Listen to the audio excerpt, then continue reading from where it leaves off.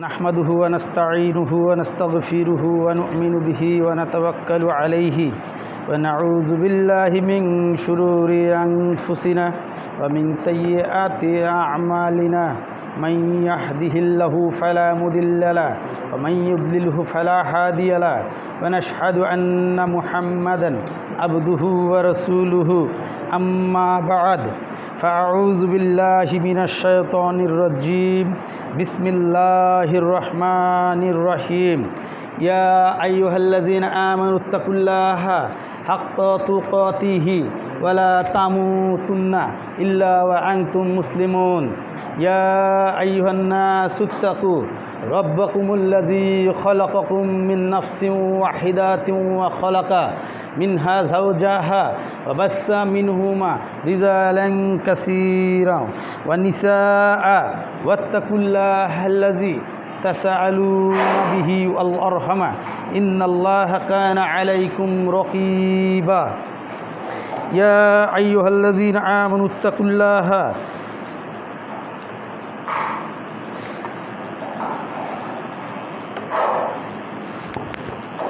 يا أيها الذين آمنوا اتقوا الله وقولوا قولا سديدا يصلح لكم أعمالكم ويغفر لكم ذنوبكم ومن يطع الله ورسوله فقد فاز فوزا عظيما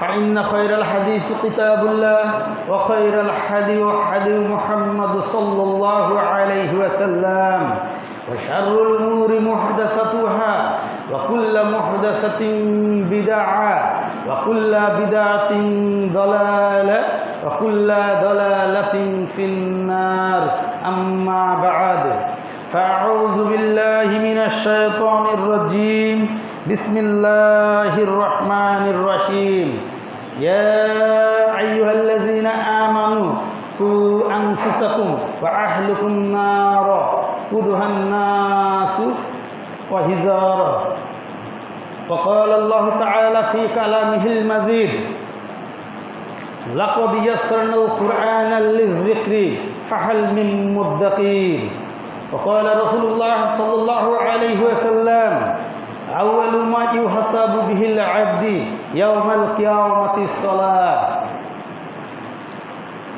প্রিয় দিনী ভাইয়েরা, উপস্থিত মুসল্লিগণ, আমরা প্রতি জুমার ন্যায় আজকের এই জুমাতে আল্লাহ তাআলা আমাদেরকে এই মসজিদে এসে জুমার সালাত আদায় করার পূর্বে তার কোরআন এবং রাসূলুল্লাহ সাল্লাল্লাহু আলাইহি ওয়াসাল্লামের যে জীবন বিধান তথা হাদিস থেকে কিছু কথা বলার এবং শোনার তৌফিক দান করলেন, সেই মহান রব্বুল আলামিনের প্রতি আমরা সকলে সমস্বরে শুকরিয়া আদায় করে বলি আলহামদুলিল্লাহ। সেই সাথে অসংখ্য দরুদ ও সালাম বর্ষিত হোক মানবতার মুক্তির দূত, নিরহংকার নবী, যার মাঝে কোনো অহংকার ছিল না, যার মাঝে কোনো মিথ্যা ছিল না, যে নবীর মাঝে কোনো প্রতারণা ছিল না, ছিল না কোনো অহমিকা, যার আদর্শকে অনুসরণ করলে আমরা দুনিয়া এবং আখেরাত উভয় জাহানেই আমরা সফলকাম হব। যদি আমি জান্নাত পেতে চাই তাহলে সেই নবীর অনুসরণ করতে হবে, যদি আমি জাহান্নাম থেকে বাঁচতে চাই তাহলে সেই নবীর অনুসরণ করতে হবে। যে নবীকে অনুসরণ করলে যার আদর্শ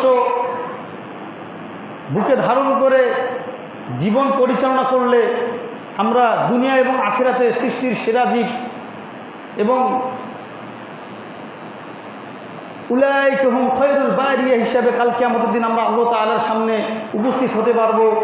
সেই প্রাণপ্রিয় রাসূলুল্লাহ সাল্লাল্লাহু আলাইহি ওয়াসাল্লামের প্রতি আমরা সকলে দরুদ পেশ করে বলি আল্লাহুম্মা সাল্লি আলাইহি আল্লাহুম্মা বারিক আলাইহি রব্বি ইশরাহ লি সাদরি ওয়া ইয়াসসির লি আমরি ওয়াহলুল উকদাতাম মিন লিসানি ইয়াফকাহু কওলি। প্রিয় দিনী ভাইয়েরা, আমরা আজকে এই জুমার দিনে এই মসজিদে এসে, খাসবা পূর্বপাড়া আহলে হাদিস জামে মসজিদে এসে যে আমরা উপস্থিত হতে পেরেছি, এই উপস্থিত হতে পারার জন্য আমরা কি খুশি না অখুশি? আলহামদুলিল্লাহ। আমরা সবাই আবার সমস্যারে বলি আলহামদুলিল্লাহ। তো এই যে আল্লাহ তাআলা আমাদেরকে আজকে এই মসজিদে আসতে দিলেন, আজকে কি এই মসজিদে সবাই আসতে পারবে?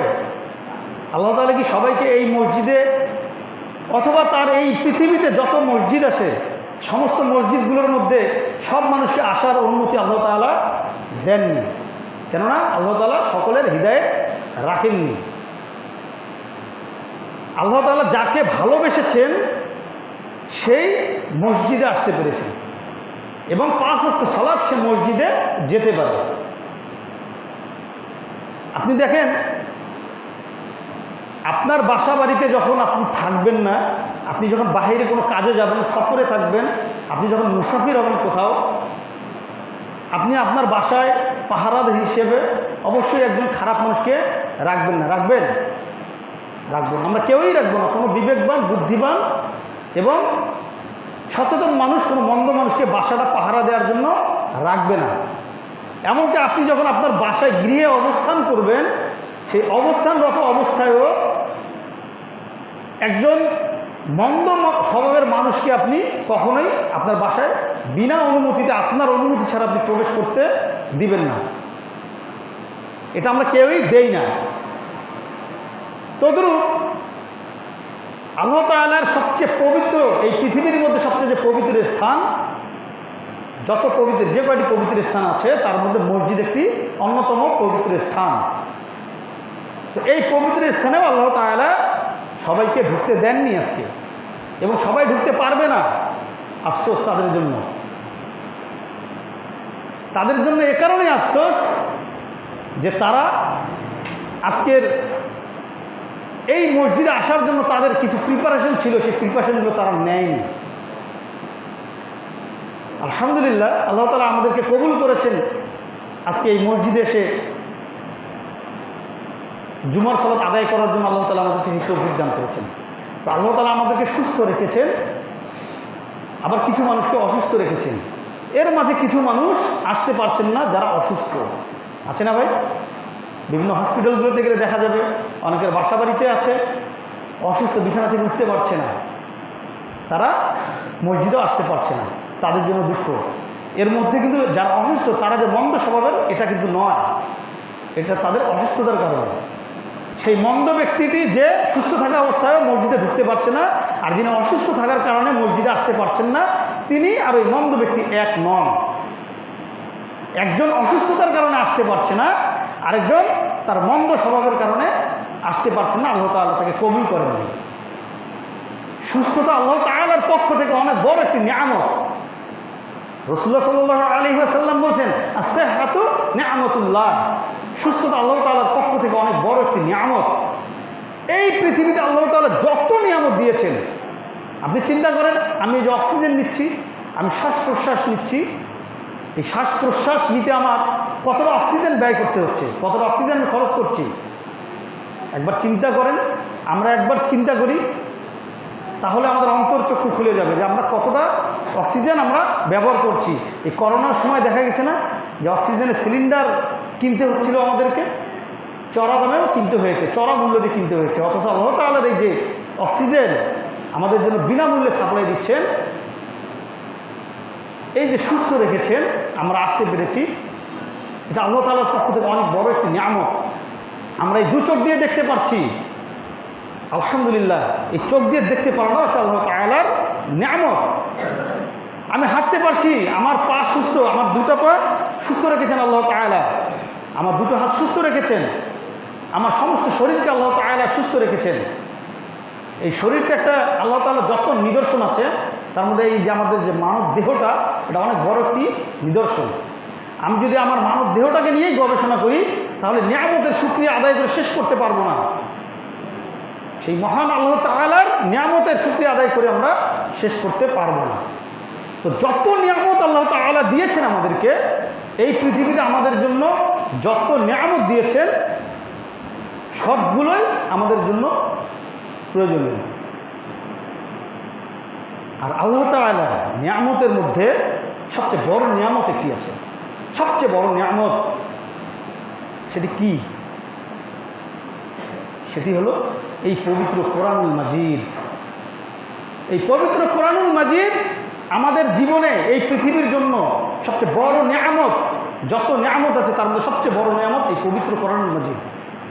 তো আমরা আমাদের আজকের আলোচনার সংক্ষিপ্ত সময়ের মধ্যে যে আলোচনার বিষয় বা যে বিষয় নিয়ে আলোচনা করব সেটি হলো কোরআনের আলোকে আমার জীবন।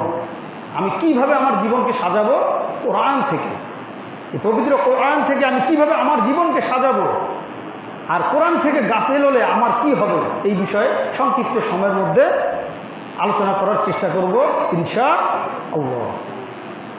তো আমরা যখন কোরআন পড়ি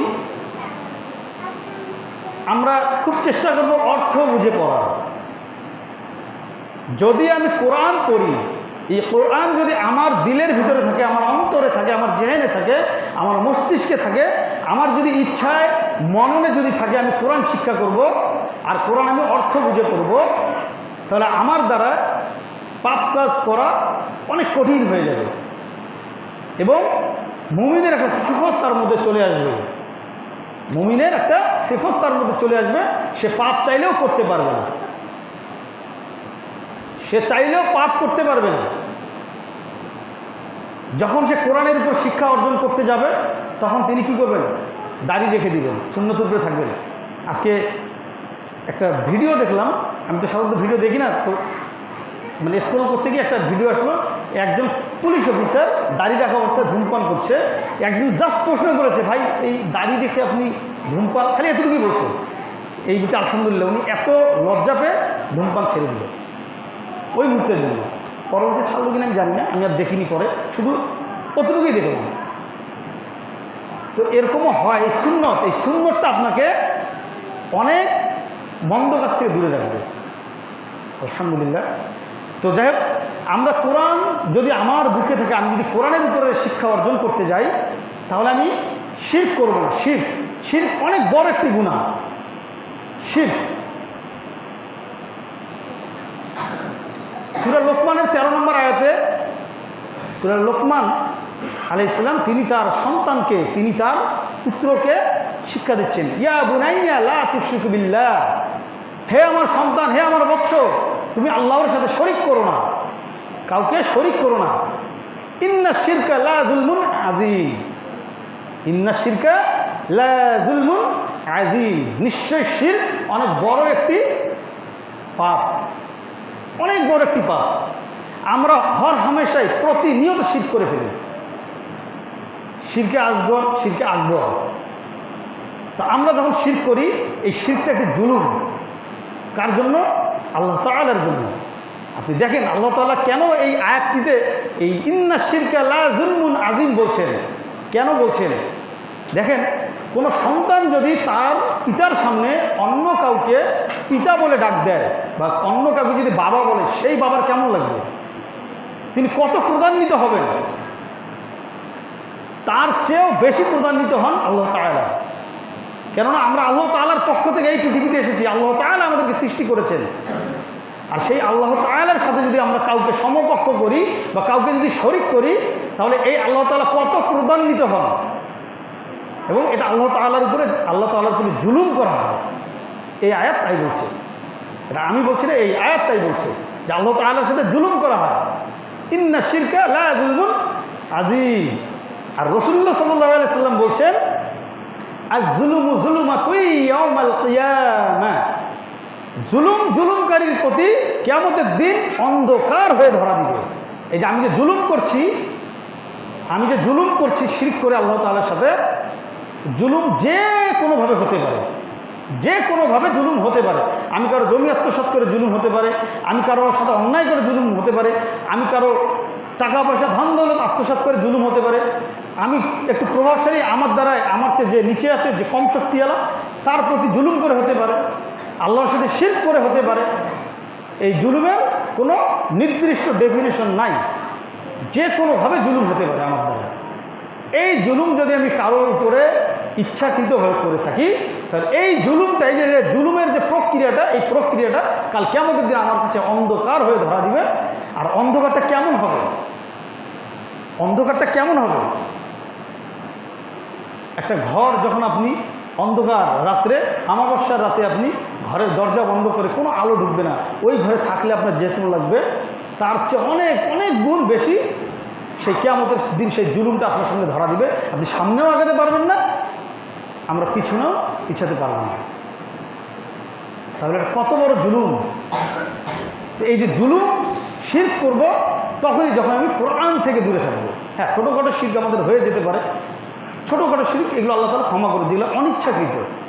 আমরা বলি না ভাত খেয়েছো? হ্যাঁ খাইছি, এটাও একটা শিরক, তবে এই শিরকটা ছোটো। বলতে হয় হ্যাঁ আল্লাহ তাআলা খাইয়েছেন, এভাবে বলতে হয়, কিন্তু এগুলো আল্লাহ তাআলা ক্ষমা করে দিবেন। এগুলো শিরকে আসগর। ওখানে গিয়েছিলে? হ্যাঁ গিয়েছিলাম, আমার তো যাওয়ার শক্তি নেই, আমাকে কে নিয়ে গিয়েছিল ভাই? আল্লাহ তাআলা। এগুলো শিরকে আসগর, ছোটো ছোটো শিরক এগুলো। কিন্তু বড় শিরক কি? 5 ওয়াক্ত নামাজ পড়ে, রোজা রাখে, যাকাত দেয়, দান সাদকা করে, ভালো ভালো কাজ করে সমাজে, এরাই শিরক করবে, এরাই শিরক করবে এবং করছে। মসজিদে 5 ওয়াক্ত সালাত জামাতের সহিত আদায় করছে, তারপরও শিরক করছে। কিভাবে? হিন্দুরা কিভাবে করে ভাই? মূর্তিকে বানিয়ে সেই মূর্তিকে তারা পূজা করে। তাদেরকে জিজ্ঞাসা করবেন যে আপনাদের ধর্মের মধ্যে কি বলা আছে, এই মূর্তির ব্যাপারে কি বলা আছে। তাকে প্রশ্ন করবেন যে তোমার সৃষ্টিকর্তাকে, সেও বলবে আল্লাহ, সেও কিন্তু বলবে আল্লাহ। তো এই মূর্তির পূজা করো কেন? আপনি এই মূর্তির পূজা করেন কেন? তখন তার উত্তর হবে যে আল্লাহ তাআলার কাছে যেতে আমাকে একটি মাধ্যম লাগবে, তো এই মাধ্যম আমি সরাসরি যেতে পারবো না, এই মূর্তি আমাকে আল্লাহ তাআলার কাছে নিয়ে যাবে। নাউযুবিল্লাহ মিন যালিক। এটা তার আকীদা, তার ধর্মের আকীদা। এখন দেখেন তো, আমার দেশের, আমাদের যারা মুসলমানদের মধ্যে সারা বিশ্বে এর প্রচলন আছে, যারা মাজার পূজা করে না? এখন তাদেরকে যদি জিজ্ঞাসা করা হয় যে কেন তুমি মাজার পূজা করো, কেন? বলে যে আল্লাহ তাআলার কাছে যেতে বা আল্লাহ তাআলার কাছে কোনো সুপারিশ করতে আমি সরাসরি পারবো না, এই পীর সাহেব আমাকে আল্লাহ তাআলার সাথে একটা সংযোগ করে দিবেন। নাউযুবিল্লাহ মিন যালিক। অথচ আল্লাহ তাআলা কি বলছেন? ফাযকুরুনি আযকুরুকুম ওয়াশকুরুনি ওয়ালা তাকফুরুন। তোমরা আমাকে স্মরণ করো, আমি তোমাদেরকে স্মরণ করবো। এই আয়াতের মধ্যে কোনো গ্যাপ আছে? বলেন তো, কোনো গ্যাপ কোথাও আছে এই আয়াতটার মধ্যে? সূরা বাকারার 152 নম্বর আয়াত আপনি খোলেন, প্রতিটা জুম্মার শেষে আলোচনাটা এই আয়াতটা বলা হয়। ফাযকুরুনি আযকুরুকুম ওয়াশকুরুনি ওয়ালা তাকফুরুন। তোমরা আমাকে স্মরণ করো, আমার জিকির করো, আমিও তোমাদেরকে স্মরণ করব, আমিও তোমাদেরকে মনে রাখব, এবং তোমরা আমার সাথে কারো শিরক করো না, শরিক করো না, আল্লাহ তাআলা বলছেন। আর আমরা আল্লাহ তাআলার সাথে হরহামেশা শিরক করে যাচ্ছি। দেখেন তো, যদি কোনো মাজার পূজারীকে বলা হয় যে কেন আপনি মাজার পূজা করেন, তিনি বলেন, উদাহরণ দেন, একটা প্রায় অনেকের কাছে শোনা যায় যে উদাহরণ দেন যে উকিলের কাছে যেতে, জজ সাহেবের সামনে যেতে আমাদের কি সুপারিশ করতে হয়? 2জন উকিল লাগে না? 2জন উকিল একটা ঘটনাকে, বাদী এবং বিবাদীর 2জন উকিল একটা বিষয় নিয়ে ফয়সালা করেন। কার সামনে? সেই জজের সামনে। জজ তো জানেন না ঘটনা কি, তাদের মাধ্যমে জিনিসটা সুরাহা করার চেষ্টা করেন। এখন তাদের উদাহরণ থাকে, জজের সামনে যেতে আমাদেরকে উকিল ধরতে হয়, আমরা তো সরাসরি জজের সামনে যেতে পারবো না, উকিল ধরতে হয়। এখন বলেন তো, ওই ঘটনাটা কি জজ জানে? একটা জায়গায় মার্ডার হয়েছে বা একটা অন্যায় হয়েছে, জজ কি জানবে যে ওই জায়গাটাতে কেন মার্ডার হলো বা কেন অন্যায়টা হলো? এটা জজের জানার কথা না, সব জায়গাতে তিনি যাবেন না। তো এই উদাহরণটা দেন যে যেহেতু জজ জানেন না, 2জন উকিল 2জন নিযুক্ত করেন, বাদী এবং বিবাদী। এই বাদী এবং বিবাদীর উকিল ডিবেট করে, কেউ জেতে কেউ হারে। জজ সাহেব শোনার পরে সেই বিষয়ে সিদ্ধান্ত দেন না? তো এখানে বলে যে যেহেতু জজের কাছে যেতে আমাদের ভায়া লাগে, সেরকম আল্লাহর কাছেও যেতে আমাদের ভায়া লাগে। নাউযুবিল্লাহ মিন যালিক। আল্লাহ তাআলার সৃষ্টির কোন বিষয়ের খবর আল্লাহ তাআলা জানেন না? বলেন তো? আল্লাহ তাআলা সৃষ্টি করেছেন, কোন বিষয়টা আল্লাহ তাআলা জানেন না? আল্লাহ তাআলা প্রত্যেকটা বিষয় জানেন। ইয়ালামু মা তাসনাউন, আল্লাহ তাআলা সব কিছুর খবর জানেন। আলিমুম বিজাতিস সুদূর, আল্লাহ তাআলা অন্তর এবং বাহিরের সমস্ত খবর জানেন। আর সেই জজ তো সব খবর জানেন না বিধায় তার কাছে উকিল লাগে। আর আল্লাহ তাআলা সব খবর জানেন, সৃষ্টির বাইরে এই পৃথিবীতে আমরা এমন অনেক কিছু আছে যেগুলো জানি না, যেগুলোর খবর আল্লাহ তাআলা জানেন। তা আল্লাহ তাআলার কাছে যেতে কোনো মাধ্যম লাগে না। আল্লাহ তাআলার কাছে যেতে আমাদের সালাতের মাধ্যমেই আমরা আল্লাহ তাআলার সান্নিধ্য পেয়ে যাবে এবং আল্লাহ তাআলার নিকটবর্তী আমরা হতে পারি। সিজদায় গেলে আল্লাহ তাআলার সবচেয়ে নিকটে যাওয়া যায়। তো আমরা সিজদা করি না ঠিকভাবে, আমরা আল্লাহ তাআলার সামনে যেতে পারি না। তো আমাদেরকে এই যদি কোরআন আমি আমার বুকে ধারণ করি, তাহলে আমি শিরক থেকে দূরে থাকতে পারবো। আমি শিরক থেকে দূরে থাকতে পারবো যদি আমি কোরআনকে আমার বুকে ধারণ করে থাকি। তো আমরা কোরআনকে ধারণ করি না, আমরা শিরক থেকে দূরে থাকতে পারি না। আমরা সবাই না, আলহামদুলিল্লাহ, আমাদের সহিহ আকীদার যারা আমরা মানহাজ মেনে চলি, আলহামদুলিল্লাহ আমাদের মধ্যে এই বিষয়গুলো এখন আমাদের মধ্যে নাই।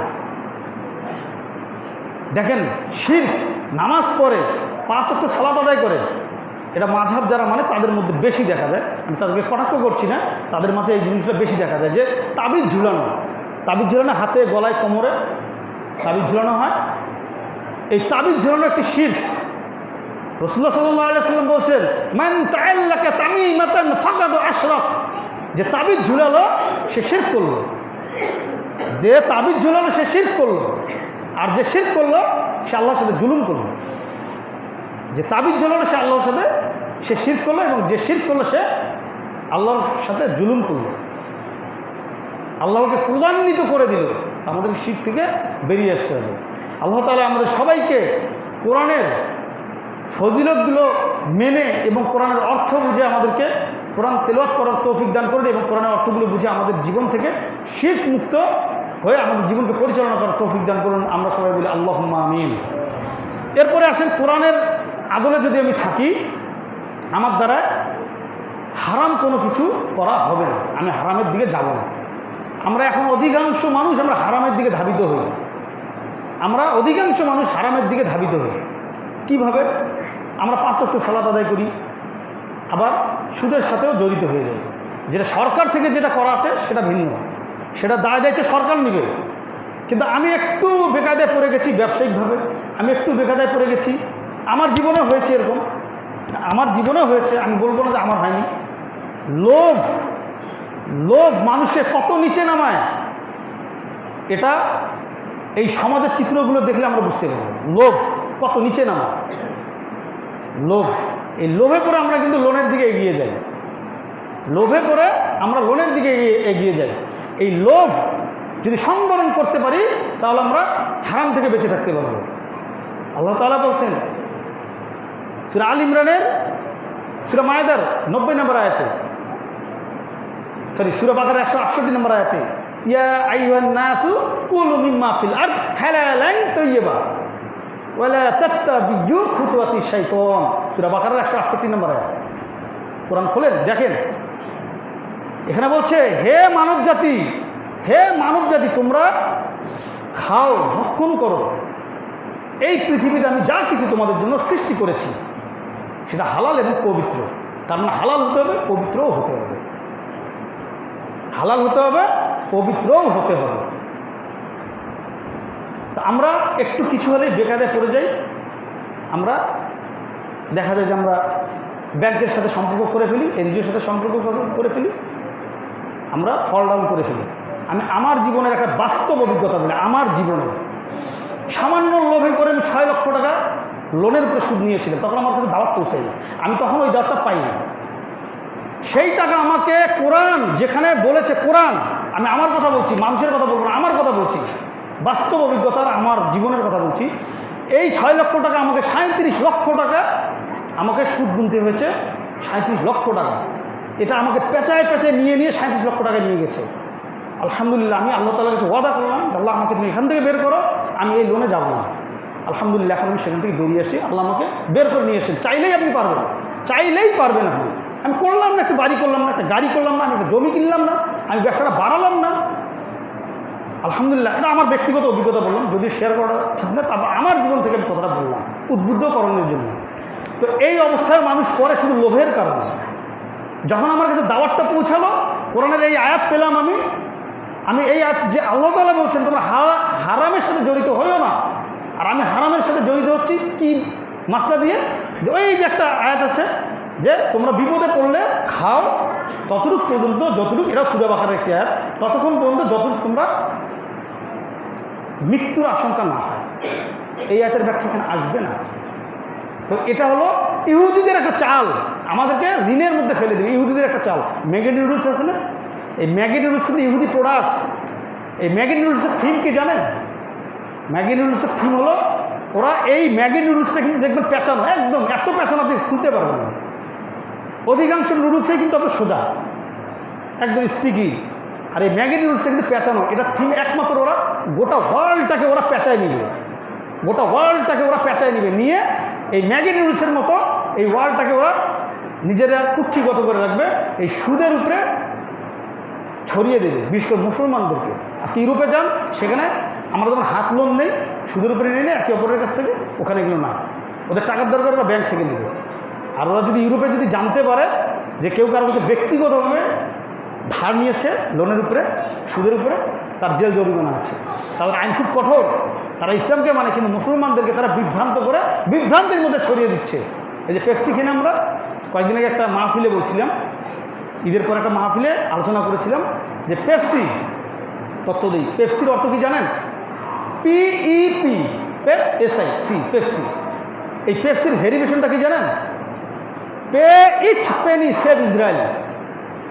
মিলিয়ে দেখেন, আমি একটা তথ্য দিলাম, এটা মিলান, ডিকশনারি খোলেন, এদের এটা ভেরিয়েশন দেখেন, pay each penny save Israel. তোমার প্রত্যেকটি পেনি তুমি খরচ করো ইসরায়েলকে রক্ষা করার জন্য। আমরা সেটাই করছি, কোকাকোলা খাচ্ছি, মেরিন্ডা খাচ্ছি, ফান্ডা খাচ্ছি, লাইফবয় সাবান ব্যবহার করছি, আমরা কিনলে পানি কিনে খাচ্ছি, কিনলে পানির যে বোতলটা, এটা ইহুদিদের প্রোডাক্ট, দেখবেন লেখা আছে কোকাকোলা। আমাদের দেশি পানি আছে, বিকল্প আছে, খান। বিকল্প যদি থাকে আমরা বিকল্পটা খাবো, কেন ওটা খাবো? আমি বলবো না যে এই কোম্পানিটা বিকল্প খান, বিকল্প অনেক আছে, খুঁজে নেন। লাইফবয় সাবান আমাকে ব্যবহার করতে হবে কেন? আমার দেশি প্রোডাক্ট আছে। বিকল্প না থাকলে ভিন্ন জিনিস। এই প্রোডাক্টের একটা পার্সেন্টেজ আমরা ইউরোপ, আমেরিকা, যে বিভিন্ন যে বড় বড় যে ইহুদি যার যেখানে আছে, ইহুদি রাষ্ট্রগুলো মানে দৌরাত্ম্য যেখানে যেখানে আছে, ইহুদিদের অ্যাকাউন্টে আমরা টাকাটা পাঠাচ্ছি। আমি একটা কোকাকোলা খাবো, এর যে একটা লভ্যাংশ, 1 টাকা হোক, 4 আনা হোক, 10 পয়সা হোক, এটা ইহুদিদের কোষাগারে যাচ্ছে।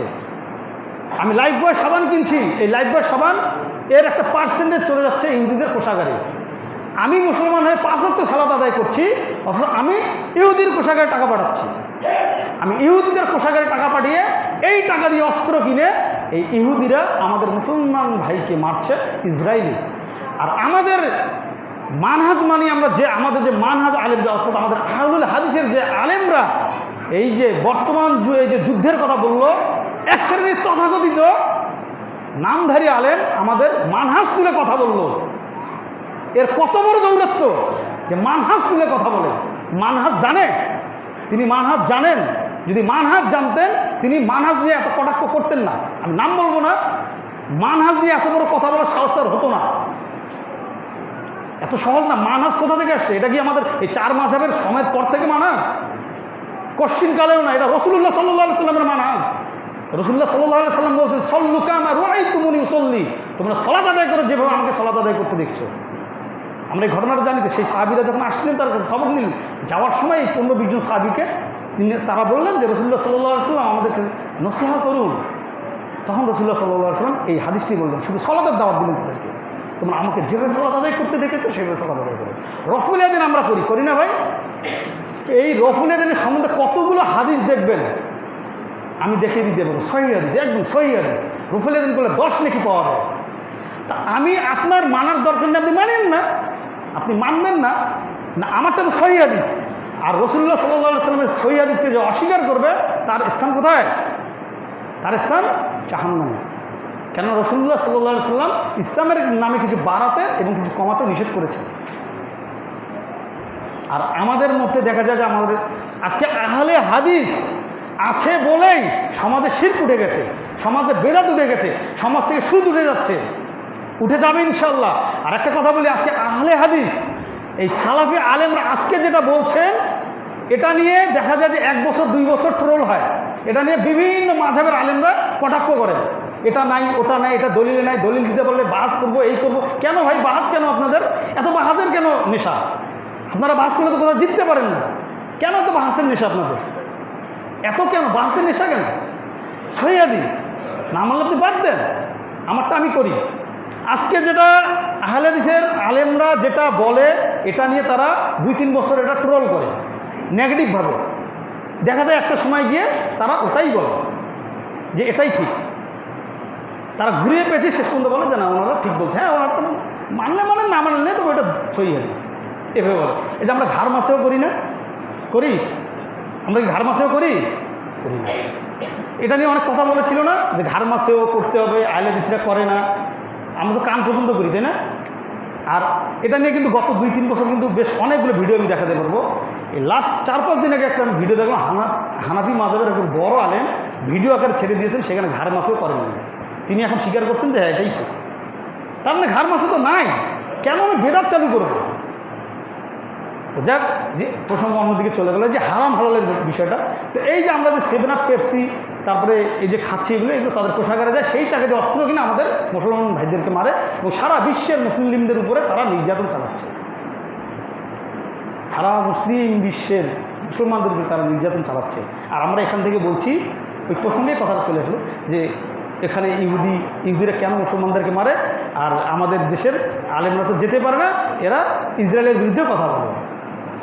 ইহুদিদের দালাল, আহলে হাদিস থেকে ইহুদিদের দালাল, একটা প্রমাণ আছে। এই দেশ থেকে, এই পাক ভারত উপমহাদেশ থেকে ব্রিটিশদেরকে তাড়িয়েছে কারা? এই আহলে হাদিসরা। আন্দোলন করেছে কারা প্রথমে? দেখেন ইতিহাস ঘাটের। ডক্টর আসাদুল্লাহ গালিব স্যারের সেই থিসিস পেপারটা পড়েন না, যেটার উপরে উনি ডক্টর হয়েছেন, থিসিস করে পড়েন না বইটা, দেখেন না, ওখানে লেখা আছে এগুলো সব পাবেন আপনি। যে এই আহলে হাদিসরা প্রথম ব্রিটিশ বিরোধী আন্দোলন করেন।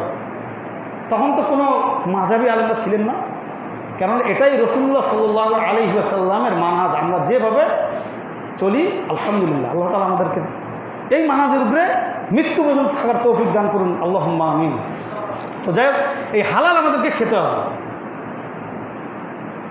এবং আমাদেরকে আমাদের আহাল পরিবারদেরকে জাহান্নামের আগুন থেকে বাঁচাতে হবে। সূরা তাহরিমে আল্লাহ তাআলা বলছেন যে তুমি নিজে বেঁচো না, শুধু তুমি তো নিজে বাঁচতে চাবা, বাঁচবা, জাহান্নামের আগুন থেকে নিজে বাঁচো, তোমার পরিবারকেও বাঁচাও। যাদের স্থান হবে, যদি তোমার পরিবারকে না বাঁচাও, তাহলে তাদের স্থান হবে জাহান্নামের সেই আগুনের মধ্যে। আর ইন্ধন হবে, সেই জাহান্নামের ইন্ধন হবে মানুষ এবং পাথর। ইয়া আইয়ুহাল্লাযীনা আমানু কু আনফুসাকুম ওয়া আহলিকুম নার ওয়াকুদুহান নাসু হিজারা। হে ঈমানদারগণ, ইয়া আইয়ুহাল্লাযীনা আমানু, হে ঈমানদারগণ, তোমরা নিজে বাঁচো এবং তোমাদের পরিবার পরিজনকে বাঁচাও। কোথা থেকে? আহলিকুম নার, তোমার পরিবার পরিজনকে বাঁচাও জাহান্নামের আগুন থেকে, যার ইন্ধন হবে ওয়াকুদুহান নাসু ওয়া হিজারা, যার ইন্ধন হবে মানুষ এবং পাথর। এখন আমি সালাত আদায় করলাম, আমার পরিবারকে আমি সালাতের দিকে ধাবিত করলাম না। আমার পরিবারের যারা সন্তান আছে তাদেরকে সালাতের জন্য ধাবিত করলাম না। ফজরে উঠলাম, আমি মসজিদে অজু করে চলে গেলাম, কিন্তু আমার স্ত্রী সন্তানকে আমি সালাতের জন্য ডাকলাম না। যে বাচ্চাটি আমার রাত্রে দেরি করে ঘুমিয়েছে, না ডাকি, থাক, আরেকদিন পড়বে, এখন না। এটা করতে আল্লাহ তাআলা নিষেধ করেছে। সালাত, সর্ব অবস্থায় সালাত আদায় করতে হবে। তো এই যে আল্লাহ তাআলা যে বলছেন, দেখেন আল্লাহ তাআলা বলছেন যে জাহান্নামের আগুন থেকে বাঁচাও তোমার পরিবার পরিজনকে, নিজে বাঁচো, পরিবার পরিজনকে জাহান্নামের আগুন থেকে বাঁচাও। সূরা তাহরিমের 6 নম্বর আয়াত। 6 নম্বর আয়াতে আল্লাহ তাআলা বলছেন, ইয়া আইয়ুহাল্লাযীনা আমানু কু আনফুসাকুম ওয়া আহলিকুম নার, তুমি নিজে বাঁচো, হে ঈমানদারগণ, তুমি নিজে বাঁচো এবং তোমার পরিবারকে বাঁচাও। কোথা থেকে? জাহান্নামের আগুন থেকে। এখন মনে করে আমি ডাকলাম না, আমার বাচ্চাটি রাত 3টার সময় ঘুমিয়েছে, এখন তো 4:30 পৌনে 5টায় জামাত হয়, 4:40-এর দিকে জামাত, ফজরের জামাত। এখন 1 ঘন্টা ঘুমিয়েছে, থাক আমি যাই, আমি সালাতটা আদায় করে আসি, আমার বাচ্চাকে, আমার বিবিকে না ডাকি।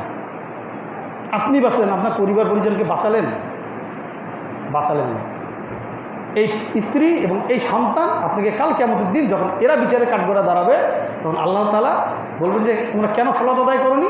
আমার পিতা আমার স্বামী আমাকে ডেকে দেন, সে নিজে সালাত আদায় করে আসছে কিন্তু আমাদেরকে ডাকেনি। আপনি ডাকলেন না মায়ার টানে, কাল কিয়ামতে ধরা খেলেন, কাল কিয়ামতে ধরা খেলেন। আর দুনিয়াতে কীভাবে ধরা খেলেন দেখেন, আপনি সালাতে ডাকলেন না, তার ঘুমটা কম হবে দেখে। আপনার ঘরের ভিতরে যদি ওই সময় আগুন লাগে, মনে করেন সে 3টার সময় ঘুমিয়েছে, 3:30টার সময় আগুন লাগলো বা 4টার সময় আগুন লাগলো, আল্লাহ তাআলা আমাদেরকে হেফাজত করুন এগুলো থেকে, আল্লাহুম্মা আমিন। মনে করেন আগুন লাগলো, আপনি কি করবেন? বাইরে থেকে আপনি দেখবেন ওযু করে আপনি চলে যাবেন সালাতে? আমরা কোনো মানুষ করতে পারবো এটা? সবচেয়ে হৃদয়হীন পাষাণ মানুষটা তো এই কাজটা করতে পারবে না।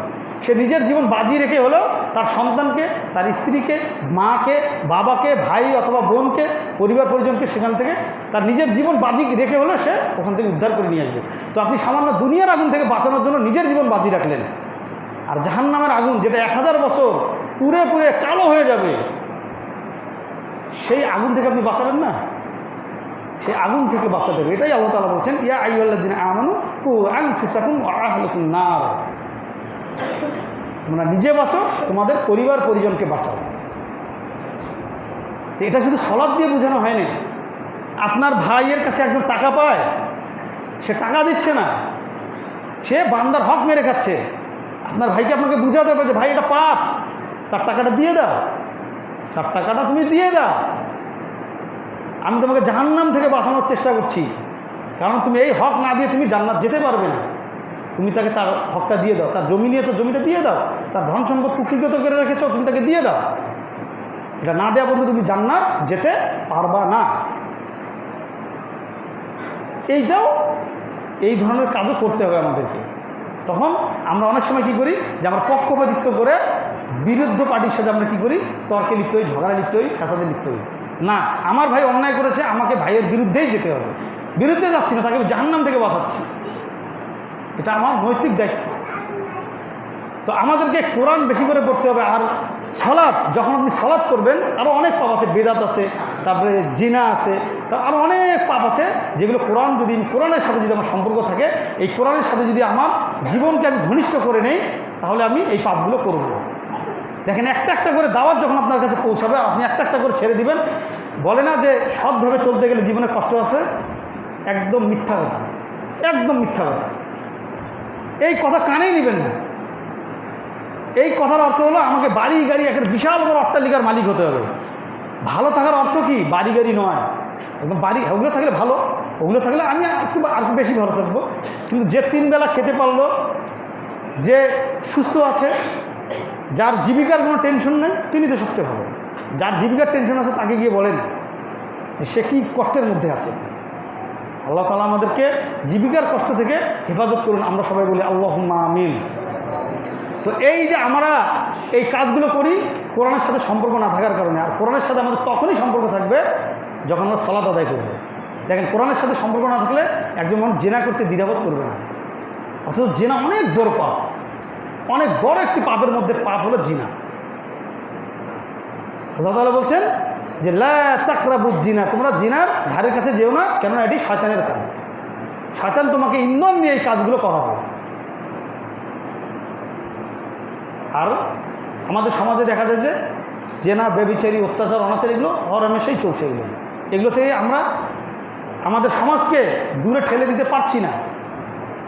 দেখেন, মদ, গাঁজা, ইয়াবা, ফেনসিডিল আমাদের প্রত্যেকটা এলাকায় বিক্রি হচ্ছে। আমরা শিক্ষিত সমাজ যারা বা ভদ্র সমাজ যারা আমাদের মধ্যে, তারপর যারা একটু সম্ভ্রান্ত, তারা কিছু বলতে পারছি না।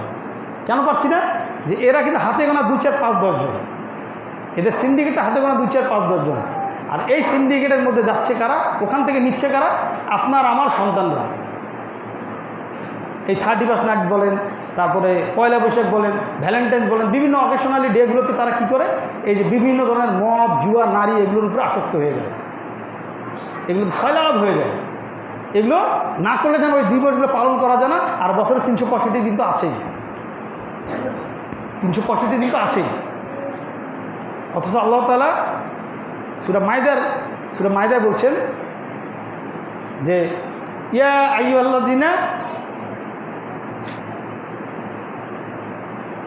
ইয়া আইয়ুহাল্লাযীনা আমানু ইন্নামাল খামরু ওয়াল মাইসিরু ওয়াল আনসাবু রিজসুম মিন আমালিশ শাইতান, যে নিশ্চয় মদ, হে ইমানদারগণ, নিশ্চয় মদ, জুয়া, নারী, মূর্তি পূজা শয়তানের কাজ, এগুলো থেকে তোমরা বেঁচে থাকো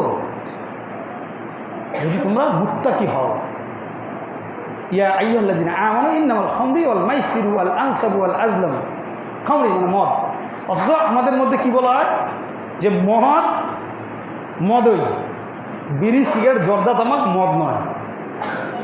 এগুলো কোরআন থেকে বলছি, এই কথাগুলো কোরআন থেকে বলছি।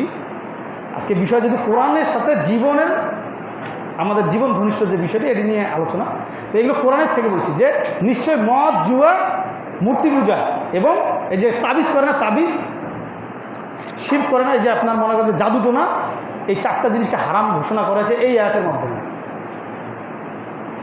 ইন্নামাল খামরি ওয়াল মাইসিরু ওয়াল আনসিবু ওয়া আজলাম, এই চারটা জিনিসকে আল্লাহ তাআলা হারাম ঘোষণা করেছে। অথচ আমরা দেখেন মদকে আমরা প্রমোট করে এক শ্রেণীর আলেম করে না, বলে যে বিড়ি, জর্দা এগুলো হারাম না। কেননা এগুলো কোরআনের কোথাও লেখা নেই। আবার উদাহরণ দিলে কি পাঙ্গাস মাছের কথা। এখন দেখেন তো যে এই মদ, এতগুলো মদের ডেফিনেশন কি কোরআনে দেওয়া সম্ভব? কোরআন হলো অল্প কথায় বিস্তারিত বর্ণনা। কোরআনের অর্থ কি? যে অল্প কথায় বিস্তারিত বর্ণনা। বিড়ি, জর্দা, সিগারেট, তামাক, গুল, ইয়াবা, ফেনসিডিল এগুলো সব হারাম। যদি হারাম না হয়, আপনি যদি ফতোয়া দেন যেটা হারাম নয়, তাহলে আপনি আপনার সন্তানকে খাওয়ান দেখি, আপনি নিজে খান।